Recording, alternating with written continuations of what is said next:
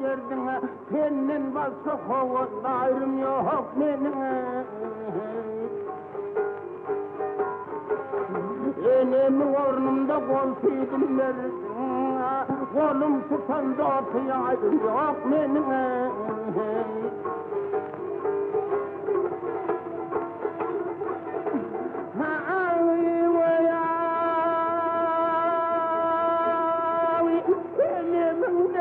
Tapılmaz derman,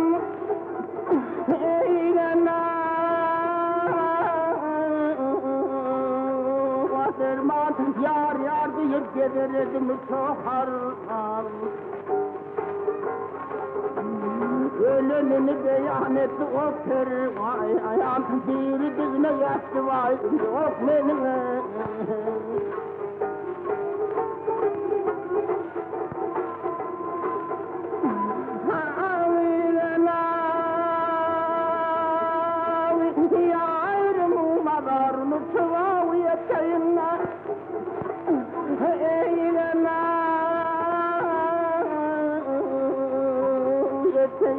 Yar yar deyip şu dünyadan öteyine, ömrü bahaya yıldır kimin batayın, şu yerlerde hiç sarayım yok benim. Saatinin bir gibi koydum hücrana, indi yol başlağım hele ve uyuşturmana. Öylece garip rehmi gelmedi buradan, kovun işler dostuyayım yok benim.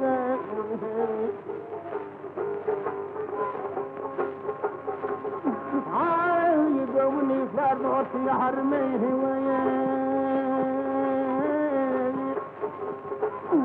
yok benim ayağım.